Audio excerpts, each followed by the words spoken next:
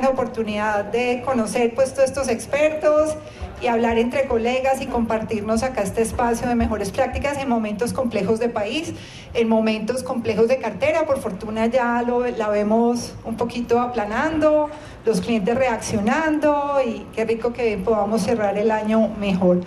Bienvenido Germán, bienvenido Luis Fernando. Luis Fernando es de casa, ya todos los conocen. De todas maneras te presentamos. Luis Fernando es socio de Cubicum, una firma de abogados experta en gestión de riesgo. Es un ejecutivo con experiencia de más de 34 años en el sector financiero. Ha ocupado presidencias en el sector financiero, vicepresidencias, miembros de muchas juntas directivas, de varios comités de crédito, incluso estuvo como delegado del presidente Iván Duque, de Santos, en el comité de crédito agropecuario. También ha sido pues en experiencia como supervisor en el sector real, en el sector salud, y bueno, nos acompaña en varias juntas directivas de servicios públicos, y hoy pues y siempre es parte de la familia Ciclo de Riesgo, y acá nos comparte su experiencia y su conocimiento. Hoy va a entrevistar pues a nuestro primer invitado. ¿Quién es Luis Fernando, nuestro primer invitado, para que nos lo presentes? Gracias, Beatriz. Buenas tardes para todos una vez más. Nos acompaña el doctor Germán Montoya, que hoy ejerce como director económico en la Asociación Bancaria. Germán es un economista con maestría en ingeniería financiera, tiene además maestría en finanzas corporativas y una maestría en economía.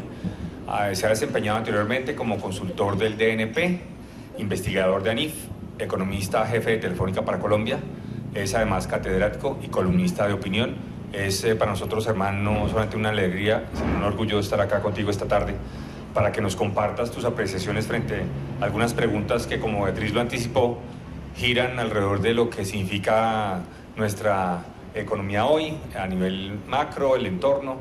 ya focalizándonos a renglón seguido en lo que tiene que ver con el comportamiento de la cartera. Entonces, Germán, pues bienvenido.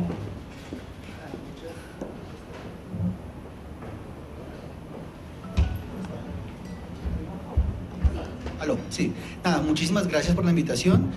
Por supuesto, para mí también es un honor estar aquí compartiendo este espacio con una revista pues muy conocida, sobre todo en el ámbito financiero, y para nosotros en Asobancaria. ¿Y no se oye? Ok, no, creo que más cerquita. Agradeciéndoles, por supuesto, por la invitación.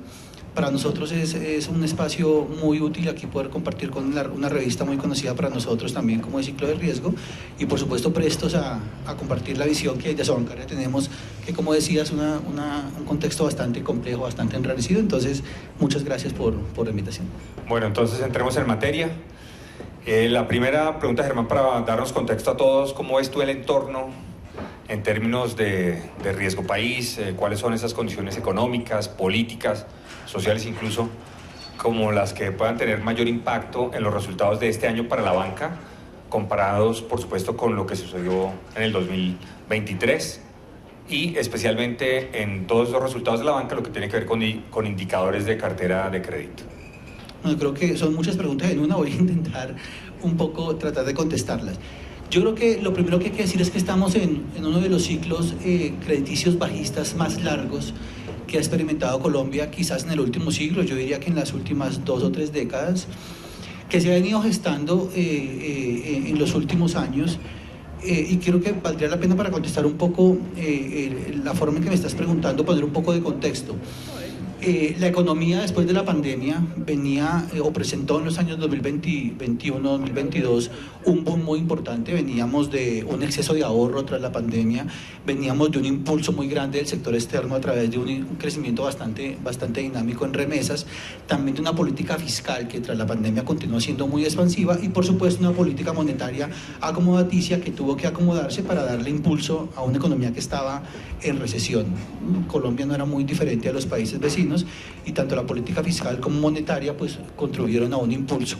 Fueron años bastante importantes de crecimiento. Digamos, la economía en 2021-2022 presentaba ritmos de crecimiento en torno al 10%, 10,8% creo que fue en 2021, para presentar una ligera moderación, pero aún un ritmo muy importante en 2022, muy cercano al 7%. Consumo de los hogares, que en Colombia representa una tercera parte del Producto Interno Bruto, crecía a ritmos muy importantes, cercanos al 14% en 2021, ya más moderados, pero también cercanos al 10,7-12% en 2022. Y por supuesto, la dinámica crediticia en esos años seguía con un impulso importante, creciendo a ritmos de 4,5%, más cercanos al 3,5% en 2022. Pero 2023 vino también aparejado de un contexto un poco más enrarecido, no solamente a nivel en Colombia, sino también en el contexto regional, en el contexto mundial. Recordemos que fue un año en el que también se sumaron todas las crisis de transporte a nivel global, de las cadenas de suministro, y vino a conjugarse con unos factores muy importantes de inflación, no solamente en la región, sino en el mundo, y por supuesto Colombia no fue la excepción, y eso cambia el panorama tanto de ciclo económico como panorama crediticio. Colombia empieza a ver dos factores que creo que se conjugaron. Uno, que fue una elevada inflación, tanto con componente local como con componente importado de lo que estaba pasando en los mercados globales, y eso llevó a que el Banco de la República tuviera una política monetaria restrictiva, por supuesto para controlar no solamente la inflación, sino las expectativas que estaban amenazando con desbordarla por niveles cercanos a 2 o 3 veces lo que era la meta del Banco de la República. Pero se conjugó con un factor adicional, y fue también una pérdida progresiva de la inversión en Colombia.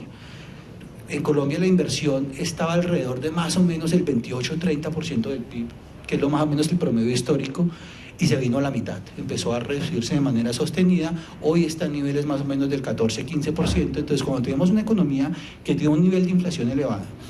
una política monetaria que intenta responder a controlar la inflación y eleva sus tasas de interés, entonces restringe la demanda interna, restringe los canales crediticios, y por otro lado los canales de inversión empiezan a verse comprometidos, como les decía, con unos niveles de inversión frente al PIB más cercanos al 18-17, frente a unos históricos en torno al 28, y empiezan a pegarle al canal de crédito. Entonces lo que empezamos a ver en 2021-2022, que teníamos una cartera que crecía a ritmos de 4,3%, a ritmos de 3%, en 2023 lo que vemos es un aterrizaje muy fuerte. Entonces,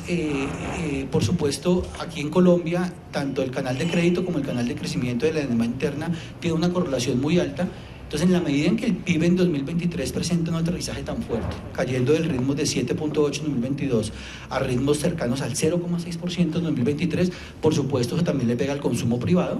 creciendo en 2023, no recuerdo, más cerca al 0,8%, pero ya la cartera en 2023 presenta una contracción cercana al 6%.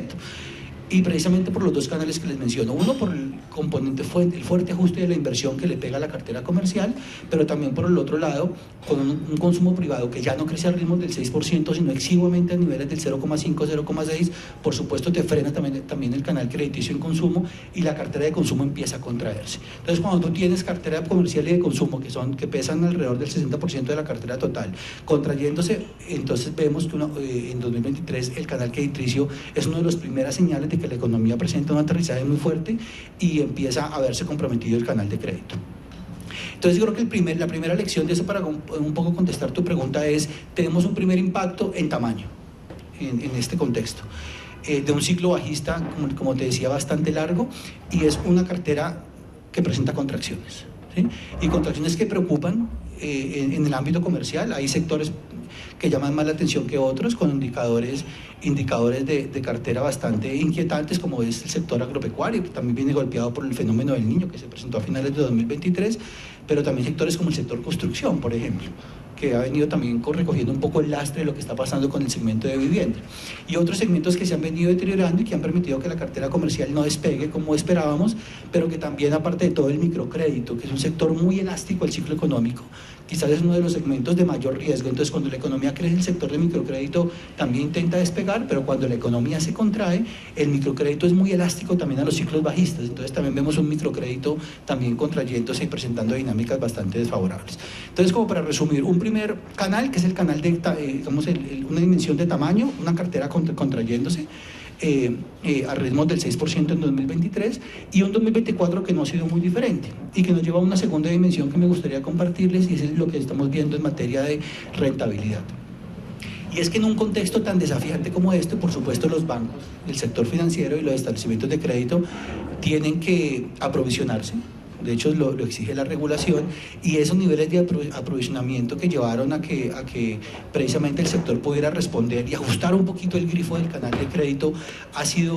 pues ha tenido su contraparte en los resultados de rentabilidad de la banca, y hoy vemos que precisamente en 2024 cerca de alrededor de 8 bancos están presentando pérdidas, que es un número bastante grande frente al promedio. Entonces tenemos un sector bastante golpeado, y si bien vemos que la economía comienza a recuperarse, porque ya estamos viendo lo que llamamos las semillas verdes de recuperación, indicadores adelantados como el ICE, que es el indicador de seguimiento de la economía del DANE, nos muestran que ya empiezan a haber señales de recuperación, lo vemos en las importaciones, lo vemos en la producción industrial. Entonces ya vemos un arranque de la economía que muy posiblemente nos va a permitir crecer este año el 1,8%. El canal de crédito se demora un poquito más.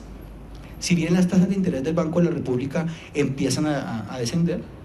y ya han venido cayendo cerca de 300 puntos básicos, se demora un poquito en el canal de crédito todavía llegar a que los mecanismos de transmisión se completen, y por eso vemos que en 2024, y no solamente son las perspectivas de Altobancarias, sino del grueso del mercado, es que este año aún vamos a ver una contracción de la cartera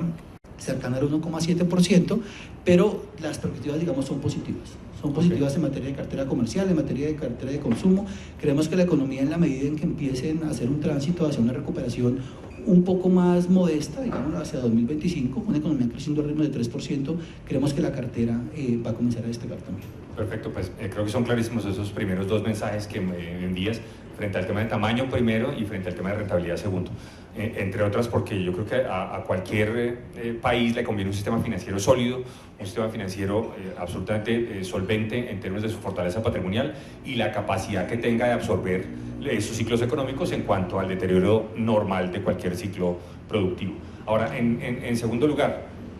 ya particularmente los índices de cartera vencida y esos indicadores al fin de este año, ¿cuáles son, en tu opinión, los segmentos que pueden estar más propensos de seguir en deterioro? Pues mencionaste que el mayor volumen es, por supuesto, consumo y comercial, pero en términos de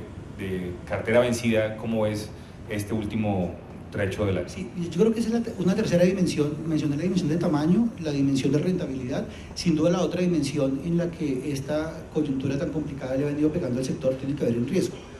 Y precisamente se ha venido materializando en unos indicadores de cartera vencida un poco más elevados, que sin embargo no han sido, digamos, los niveles no han sido tan inquietantes que permitan, digamos, levantar una bandera de que efectivamente hay un indicador de alarma bastante inquietante para el sector, o que hable de una crisis sistémica, pero son niveles que por supuesto inquietan. El sector financiero en Colombia, incluso después de la pandemia o prepandemia también, venía con indicadores promedios de cartera de calidad, que es lo que llamamos cartera vencida sobre la bruta, alrededor del 4%, con algunos más y menos en algunos segmentos, en cartera comercial un poquitico quizás menos, cartera de consumo de pronto un poquito más, pero por supuesto en un escenario tan complicado en donde el grifo del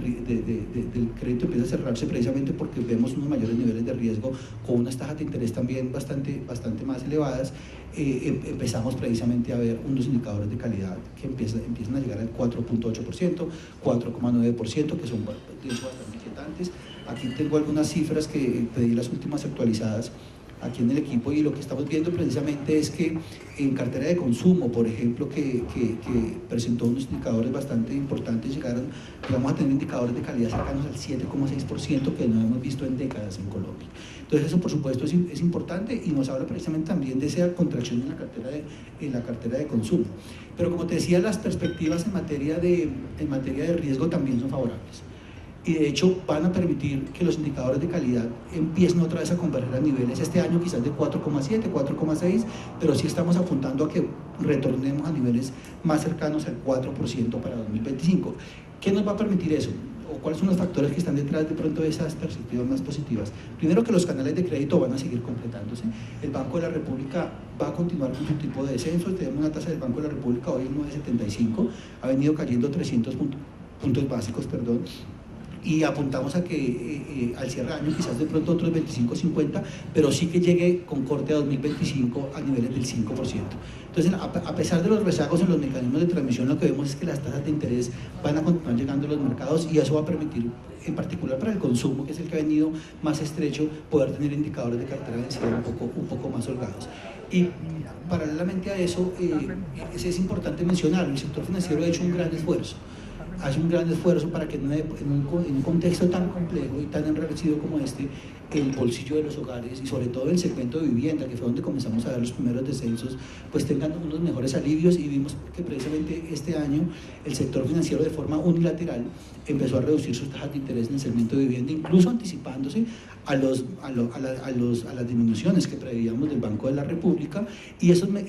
descensos se han venido transmitiendo a todas las tasas. Entonces, un dato muy interesante: mientras la tasa del Banco de la República ha caído 300 puntos básicos, vemos aquí que, por ejemplo, estos datos precisamente a corte de ayer que pedí que me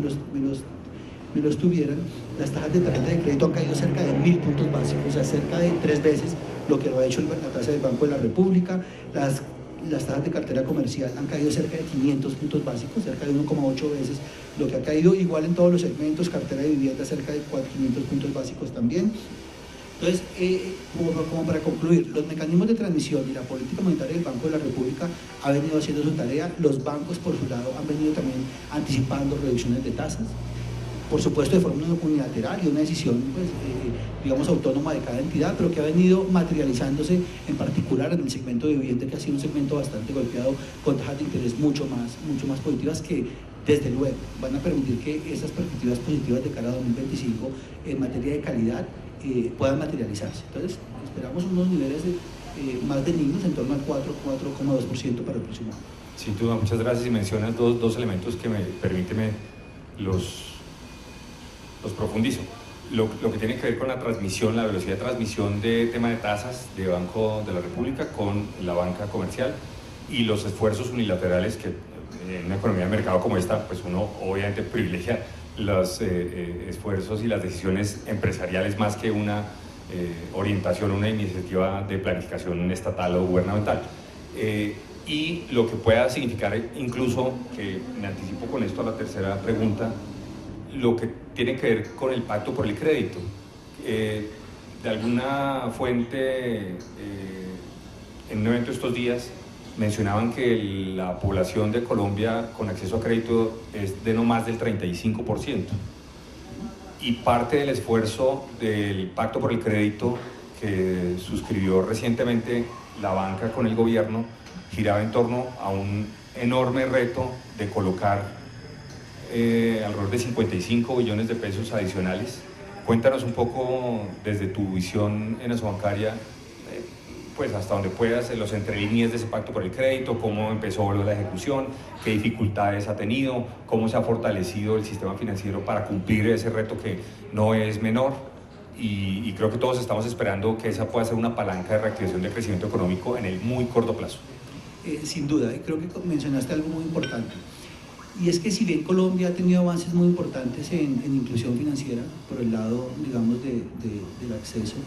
y hoy cerca del 95-96% tienen acceso por lo menos a una cuenta de ahorro, cuando uno va y mira lo que pasa en términos de acceso al crédito, pues los indicadores son un poco más inquietantes. Y habla de un 33-34% en Colombia, que por supuesto para el sector financiero son cifras que inquietan.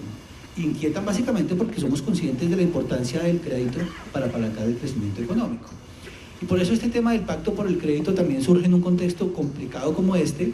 pero yo creo que para aquí la gente que nos acompaña acá no es un secreto de que también nace también como respuesta a una motivación del gobierno que, si bien considerábamos loable en sus objetivos, quizás el mecanismo no era adecuado, y era el tema de inversiones forzosas. Y era lo que el gobierno pretendía un poco como utilizar, imponer y utilizar como instrumento para la reactivación del crédito. Y nosotros, a través de un diálogo muy franco, muy cercano, porque hay que reconocer que el gobierno fue muy cercano en estas conversaciones con Hacienda y el sector financiero, pues logramos plantearle al gobierno que quizás ese no era el camino. Colombia ha tenido experiencias en materia de inversiones forzosas y somos y el gobierno quizás también era muy consciente un poco de los efectos adversos que al final significaba una inversión forzosa. Aquí en Colombia, después de la liberación financiera del 90, desaparecieron la gran mayoría de inversiones forzosas en Colombia. Hoy tenemos la de los TDA, los títulos de desarrollo agropecuario, y otra adicional, pero meterle en un contexto tan complicado como esto, una inversión forzosa que al final no deja de ser otra cosa que un subsidio cruzado, porque termina uno beneficiando con tasas de interés a los segmentos que el gobierno decide cuáles son los que hay que subvencionar con tipos de interés. Pero cuando vemos los efectos en el mercado, y es que empezamos a ver que eso iba a tener unos efectos en incremento en tasas en aquellos sectores a los que no iban a hacer, digamos, producto del acuerdo de las inversiones, pues íbamos a tener en el neto una contracción de la cartera. Que al final beneficiamos a algunos sectores, pero las tasas de interés en los otros iban a incrementarse y vamos a ver una mayor contracción en el neto en materia de colocación de crédito, y eso se lo planteamos al gobierno, y creo que fue a través de un diálogo muy franco, muy respetuoso. Le dijimos, mira, el camino no es ese. Nosotros como sector financiero creemos que hay una forma mucho más eficiente, y es coloquemos la camisa todos como sector, y fue un acuerdo de hecho que firmaron todos los agremiados al sector bancario, todos los establecimientos de crédito, y dijimos, mire, podemos hacer un esfuerzo muy grande, y es tratar de colocar en los segmentos en que el gobierno, y que de hecho colocaron en el Plan Nacional de Desarrollo, que son en realidad como 5 sectores, que es el sector de vivienda e infraestructura, el sector de industria, manufactura, sector agropecuario, por supuesto, sector turismo, y desde luego el sector de la economía popular, que ha sido una de las banderas de este gobierno, que son como los 5 grandes sectores que aparecen como estratégicos en el Plan Nacional de Desarrollo, y que desde el gremio dijimos, yo creo que podemos hacer un esfuerzo de desembolsar 55 millones de pesos adicionales en estos segmentos, por supuesto, bajo condiciones de mercado. Bajo condiciones de mercado quiere decir... ¿Con garantía del Fondo Nacional de Garantía? Sí, lo que vemos es que cuando decimos condiciones de mercado es que efectivamente van a ser bajo condiciones de análisis de riesgo normal, pero por supuesto hay segmentos, y en particular traigo un ejemplo de economía popular, que es un segmento de pronto en el que es más difícil la colocación en condiciones normales cuando el riesgo es tan alto, que es donde vamos a necesitar también ayuda del gobierno. Entonces está el tema de garantías, el tema de redescuento, y quizás el tema de subsidio de tasas en algunos segmentos en particular. Y el gobierno, que entendió que este era el camino, y cuando vimos que al final esto tiene mucho de análisis macroeconómico y de modelos de equilibrio general para mirar en el neto qué es más beneficioso para la economía, logramos mostrarle al gobierno que a través de un modelo de equilibrio general el efecto neto para la economía va a ser positivo, lo que íbamos a tener a mayor crédito, más crecimiento, y de hecho nuestros cálculos, y después el ministerio logró validarlos, es que este esfuerzo de la banca de los 55 billones adicionales en los próximos 18 meses en estos 5 segmentos iban a tener un impacto alrededor del 0,4-0,5 puntos de crecimiento. Entonces, si bien estábamos esperando un crecimiento para 2025 más cercano al 2,7-2,8, hoy podemos hablar de que el crecimiento puede ser más cercano al 3,2-3,3%, solo por el pacto por el crédito. Entonces, esto fue un primer, yo creo que lo que demuestra es que efectivamente a través del diálogo se pueden hacer consensos muy interesantes, y sobre todo porque para el sector financiero la preocupación de disminuir las brechas que tú mencionaste en acceso al crédito, que hoy están alrededor del 33%, y llevarlas al 70%, que es lo que queremos, pues hay que hacer un esfuerzo enorme. Y sobre todo porque en Colombia pasó otra cosa que fue muy importante y grave, y es que el indicador de profundización financiera, que en Colombia llegó a ser alrededor del 48-50% hace unos años, hoy está alrededor del 44%. Entonces, perdimos una década en materia de inclusión financiera. Y el acceso al crédito, de profundización, y disminuir la brecha de acceso al crédito, pues pasa también por aumentar los niveles de profundización financiera. Y no es un secreto, y el gobierno lo sabe, y el sector financiero es consciente, que un país con mayor profundización financiera, por supuesto, tiene mayores niveles de crecimiento de la demanda interna y de su economía. Muy lejos todavía del potencial, ojalá estuviéramos en los niveles más cercanos al 65%, nos estamos alejando, pero creemos que el pacto por el crédito es un primer camino. Y sin duda, si logramos materializar, que va a ser un esfuerzo conjunto, porque en esto es un esfuerzo también del sector privado, pero también mucho del sector público, ¿no? Cómo logramos también poner esos créditos que les lleguen a la gente, pero creemos que es un camino muy importante. La banca está trabajando, como te digo, el sector financiero está comprometido, firmaron la meta, y estamos precisamente comprometidos con darle celeridad y poder colocar el crédito lo más rápido posible. Sí, entendemos además, Germán, todos quienes nos acompañan hoy son expertos en riesgo de crédito, pues que un crédito no se otorga por la garantía o porque esté amparado, sino porque efectivamente el negocio el flujo o la persona natural Entonces, obligar a alguien a prestar, pues de alguna manera también es es riesgoso y hasta contravidente. Para dejar el capítulo del Pacto por el Crédito, 2 o 3 indicadores clave para medir el avance que nos puedas compartir, cómo hacen esa rendición de cuentas o cómo lo tienen previsto, pues en términos de la comunicación y de la motivación para efectos de que se dinamice aún más la demanda y la colocación. Sí, esto es un seguimiento constante. De hecho, aquí desde que se firmó el pacto que arrancó en septiembre, lo que estamos planeando con el gobierno son meses de trabajo. La idea es hacerlas con alta periodicidad para medir un poco los avances. De hecho, ya tenemos los resultados del primer mes. No les trae aquí las cifras del segundo mes porque la Superfinanciera las cuelga, las sube esta noche o el martes, pero tenemos por lo menos compartirles un poco lo que vimos en el primer mes, y es que el primer mes, de hecho, logramos cumplir la meta. En el primer mes, que fue el mes de septiembre, desembolsamos cerca de 10,6 billones de pesos, que si bien representan, creo que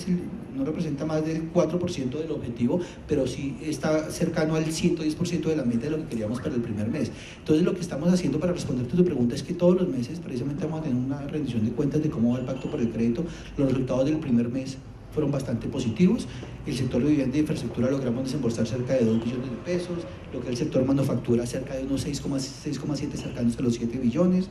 agropecuario 1,3 billones, y nos preocupa, nos inquieta un poco el segmento, y te lo menciono, el de economía popular, que fue en el único sector en el que llegamos a cumplir solamente el 17% de la meta. Y esa es una de las cosas que llevamos a la última mesa de conversación con el gobierno, porque es uno de los segmentos más complejos, como te digo, es donde hay más riesgo, y quizás vamos a necesitar más el acompañamiento del gobierno a través de garantías, a través de subsidio, a través de redescuento con la banca pública, pero es un segmento en el que estamos colocándole mucho la focalización a ese sector, porque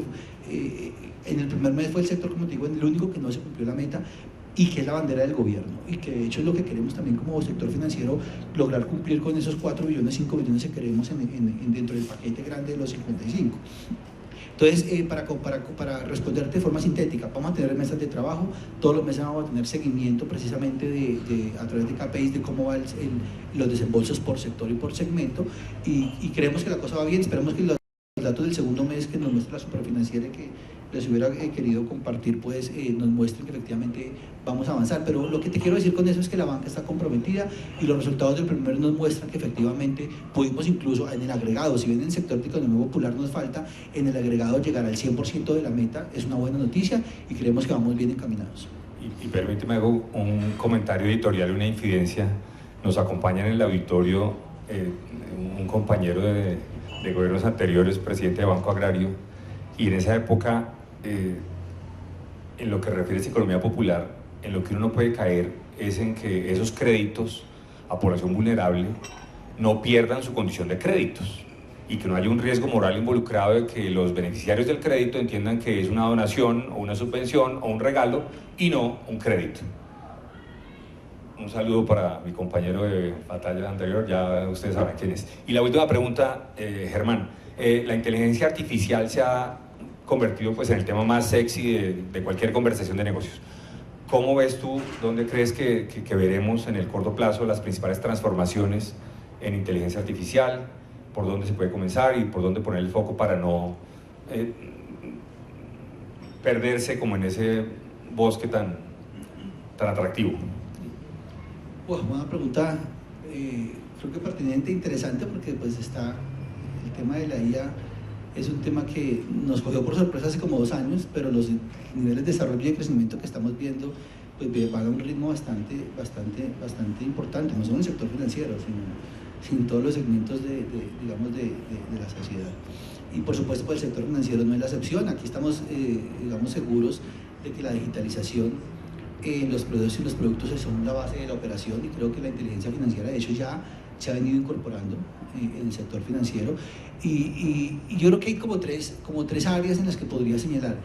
En materia de inclusión financiera, por ejemplo, hemos visto ya algunos desarrollos, digamos, en nuevos sistemas de evaluación de calificaciones de riesgo. Lo que vemos es que algunas entidades ya están incorporando inteligencia artificial para hacer más expedito y mucho más rápido también el análisis de riesgo. No solamente para mirar el historial crediticio de las personas en los productos financieros, sino también en otro tipo de productos, de pago, como su historial de pago de servicios, su historial de pago de otro tipo de cuentas, y eso va a permitir, con modelos de IA mucho más sofisticados, ahorrar tiempos en los modelos y precisión también en los modelos de análisis de riesgo. Y el otro aspecto en el que veo que va a tener un impacto en materia de inclusión financiera, creo que lo que tiene que ver con la personalización de productos. En la medida en que tengamos productos o diseños de inteligencia artificial que permitan también no solamente mirar historial de crédito, sino también hábitos de consumo, hábitos de crédito, y permitan, digamos, mirar de todo lo que está haciendo una persona en tiempo real, con mecanismos mucho más expeditos, mucho más rápidos y mucho más precisos, como te digo, que es lo que quizás la inteligencia artificial puede aportar, pues también vamos a ver una mejor o avances en materia de personalización y diseño de productos a la medida. Creo que creemos que ya la banca está comenzando a generar aplicativos en eso, y creemos que es una buena dirección en la que podemos ver que la inteligencia artificial puede generar contribuciones. Y quizás una también importante lo que tiene que ver con los temas de seguridad, por ejemplo, lo que tiene que ver con procesos de autentificación. Hoy tenemos la huella dactilar, tenemos los tokens, creemos que es uno de los factores también en los que la inteligencia artificial puede empezar a aportar. Sé que ya hay unos bancos que están haciendo operaciones importantes y metiendo procesos o apps de inteligencia artificial en procesos de autentificación dactilar para hacerlos mucho más rápidos. Según creo la Superintendencia Financiera, en las cifras del mes pasado creo que mencionaba que son cerca de 8.000 millones de procesos de autentificación que tuvo el sector financiero en el último año, y lo que vamos a ver es que hay un gran potencial para que la inteligencia artificial pueda no solamente dinamizarlos, protegerlos, hacerlos más robustos, sino también mucho más expeditos. Pero también veo que también el tema de experiencia del cliente es otro de los factores en la inteligencia artificial ya están siendo aplicados en el sector financiero. El tema, por ejemplo, de la asistencia virtual, que yo creo que si bien la gente siempre va a querer que haya un acompañamiento personalizado, creo que nunca lo vamos a perder, esa necesidad de tener el contacto humano. En temas de asistencia virtual también vamos a ver muchos espacios en que la inteligencia artificial va a ser un gran aliado del sector bancario para acompañar procesos, y no solamente con la inteligencia artificial que estamos viendo ahora, no sé qué tan lejos estamos de la inteligencia artificial general, que creo que va a ser un poco más importante ese impacto, pero cuando logremos esos desarrollos, creo que los sistemas de asistencia virtual en el sector financiero van a ser un gran aliado para la inteligencia artificial, y vamos a ver muchas ganancias. De pronto se me escapan muchos más porque es un tema que está creciendo y está rompiendo paradigmas a nivel tecnológico, pero creo que esos tres por el momento, inclusión, temas de seguridad y temas de servicio al cliente, son uno de los que ya vemos hoy que el sector financiero está generando progresos y alianzas con los beneficios de la inteligencia artificial. Perfecto, Germán, muchas gracias. Ha sido una conversación muy interesante, muy puntual. Si quieres dirigirle a la audiencia un mensaje final, bienvenido. Si no, pues tendremos igual siempre muchos temas por compartir, por comentar. No, agradecerles para Asobancaria también. Esto es un gran espacio donde podamos precisamente compartir lo que estamos viendo desde el sector, ¿no? Que es un año bastante complejo. Y este tema en particular del pacto por el crédito que lo mencionamos en la conversación, digamos, para nosotros es muy importante y demuestra que efectivamente se puede hacer un trabajo entre el sector público y el sector privado que vaya en dirección de salir de este escenario tan enrarecido como el que estamos. Somos conscientes de los riesgos, efectivamente hay muchos riesgos. Este año, como les mencionaba, la cartera va